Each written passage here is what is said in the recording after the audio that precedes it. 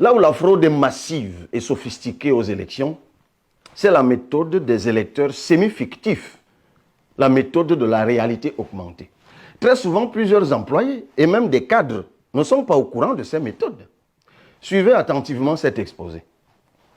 On a connu l'époque des inscriptions d'enfants, souvent mineurs, dans le fichier électoral. Et les choses Cameroun, même dans certains de ses rapports, a décrié et travaillé à sortir ces noms des listes, tellement c'était flagrant.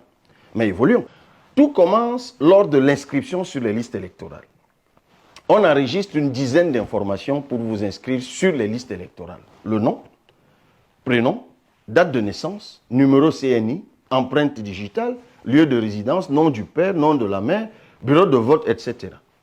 Prenons quelqu'un qui s'appelle Mbok Kamga Aboubakar Daniel et qui vient s'inscrire à lycée d'Aquanor L. Son nom va effectivement sortir à la lycée d'Aquanor L.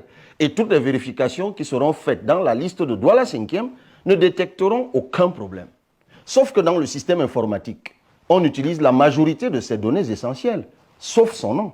Ainsi, on va créer Kamga Mbok Aboubakar Daniel, Aboubakar Mbok Daniel Kamga, Kamga Aboubakar Mbok Daniel, Mbok Daniel Aboubakar Kamga, etc. Ces noms sont tous différents de Mbok Kamga Aboubakar Daniel. Et donc, pour le système, il s'agit de personnes différentes. Le toilettage des listes, lorsque les inscriptions sont arrêtées, se fait uniquement au sein des communes, des antennes communales d'Élections Cameroun.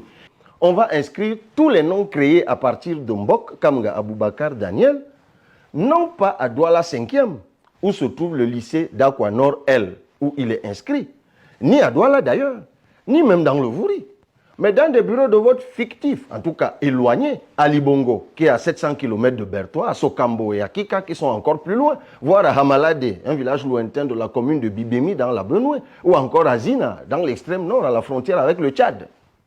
Des millions de noms sont donc créés par combinaison et constituent par groupe de 500 des bureaux de vote, qui sont sous le contrôle unique d'une toute petite task force qui est à la manœuvre.